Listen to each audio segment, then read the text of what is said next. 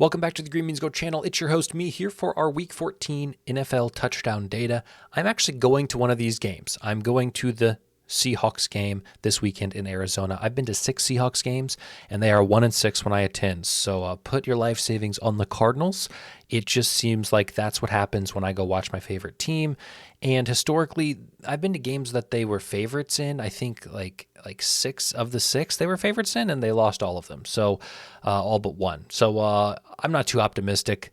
We'll see what happens. Let's talk about last week. It was pretty good. I highlighted all these names and all these guys scored. Nick Westbrook-Akine, you may just want to take him this week. Don't even ask questions. I don't care what the matchup is. He's scored like 4 weeks in a row. Make sure you comment below your favorite play. Maybe we can get some people to tail. I don't know if you're into that kind of thing. Tonight's game is Green Bay and Detroit. I also have not highlighted everything because, like I said, I'm going to the Seahawks game and we're getting ready to go, kind of scrambling. This is the first big trip with my daughter. And so there's just other pieces that need to be put in place. And so you're lucky you're getting this content anyway. Not really. I also hope to bring it to you next week, although that still remains to be seen. Here's the deal. This game should be good. There's a lot of green on this list, though. It should be competitive. It's a divisional matchup. Use this data how you want. I didn't highlight anything on any of this presentation, so I'm going to go through this rather quickly today. Here's Green Bay and Detroit. Have fun with that. Pause it if you need to.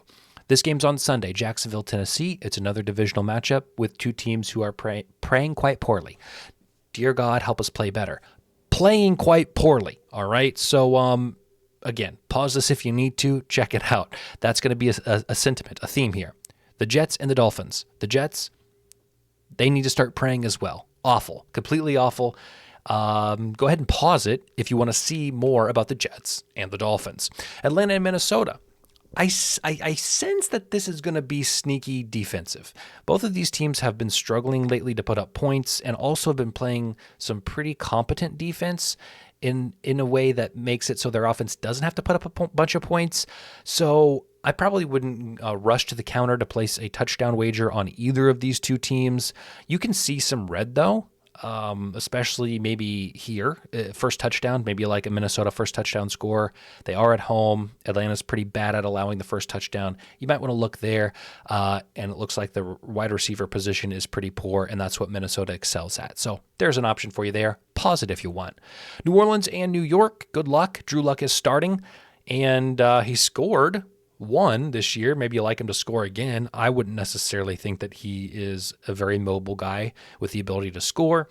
But as you can see, the Giants' offense is pretty poor. Maybe with Drew Lock at the helm, they will rebound and play a little bit better.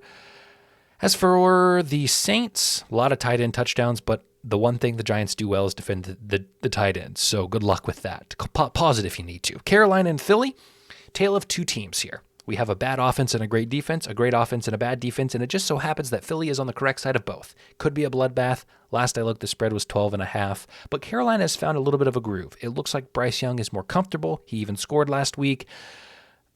Other than that, I'm not too optimistic.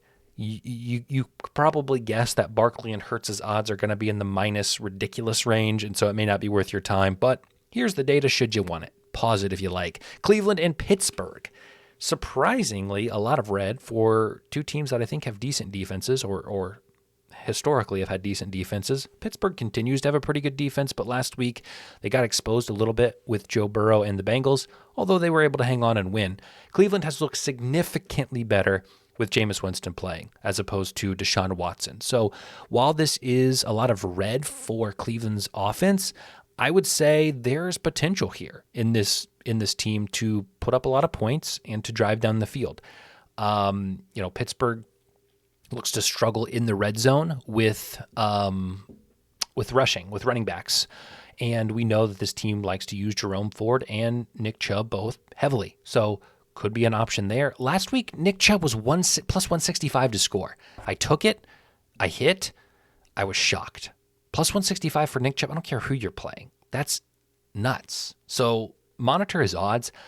Over 125, plus 125, I'm interested. So haven't checked, but I think it would be interesting to know. Also, David Njoku is a very reliable target for Jameis Winston, so maybe look at him.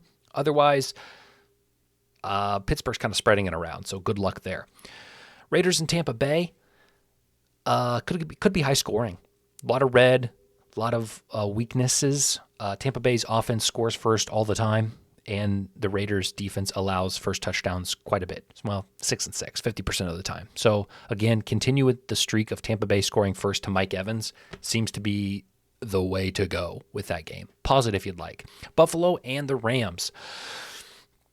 Buffalo and Detroit hold the top spots for the best offenses, with Philly, maybe Baltimore in the league. And the Rams have been hit and miss. A lot of wide receiver touchdowns allowed, which is Buffalo's really weakness. I don't want to say weakness because they still have 11, which is about the league average. Maybe you want to go with a Buffalo receiver. They've been injured too. So check the injury report. Cooper, Keon Coleman, Khalil Shakur all have had various games missed with injuries. Matt Collins has been about the only consistent guy, and you never know with him. He may show up barefoot and step on a nail in the middle of the game, in the middle of warm-ups, and be out for the game. I don't know. He does do that. Not step on nails, warm up barefoot. So just check this out. Could be high scoring, dome game, but Buffalo does have to travel across the country. That sometimes gets to teams. So just things to put on your radar. Pause it if you like. Seattle and Arizona, game I will be attending, and my track record is pretty good for high-scoring games. So while these two teams played 2 weeks ago and it was rather low-scoring, maybe this is the one that we see 30 points for each team. Seattle's defense has looked better recently. The touchdowns they allowed last week against the Jets were a lot to do with their special teams having some disastrous fumbles on kickoff returns, 2 of them actually, which put the Jets in good field position. That's kind of an outlier. Otherwise, the Jets couldn't really move the ball against this defense. It's probably more about the Jets' offense than it is about Seattle's defense. But nonetheless, Seattle does look a little bit better. Arizona's defense also looks pretty good with Minnesota last week, pretty low-scoring game. So maybe it's all for naught. Maybe you don't see tons of points in this one. But again, I'm going, so I could jinx it. San Francisco and Chicago. Pause it if you like. I don't even want to talk about this one. Isaac Guerendo will likely be the starter. I believe McCaffrey and Jordan Mason are both out for the year probably. So Isaac Guerendo could be a play. How is Chicago's rush defense? 10, about league average. So maybe you like something there. Kansas City and LA, this is your Sunday night game, a beautiful one. I'm very curious, just for the sake of football fandom, to see how this goes. A lot of hype with the Chargers, thinking that they can make a run in the playoffs. They haven't played really anyone of substance, and so this will be a true test. And Kansas City hasn't beaten anyone by a large margin, and really hasn't beaten anyone of true substance in a few weeks. So yeah, I'm excited for this one, but I fear it will be also low scoring. So pay attention to that. Again, first touchdown scores, Kansas City is not scoring first in a majority of the games, which is pretty shocking. Something you may want to target, because I imagine sportsbooks will favor Kansas City to score first and favor their players, so you may be able to get a player on the Chargers for a decent price because of the perception of the Kansas City Chiefs. Finally, your Monday night game could be high scoring, because any game Cincinnati plays in is high scoring. Cincinnati scored 40 touchdowns and sucks. I honestly think, I don't know. Do the Bengals and the Cowboys have the same record? It's very close if they don't. They're 1 or 2 games apart, and Cincinnati has scored double the amount of touchdowns.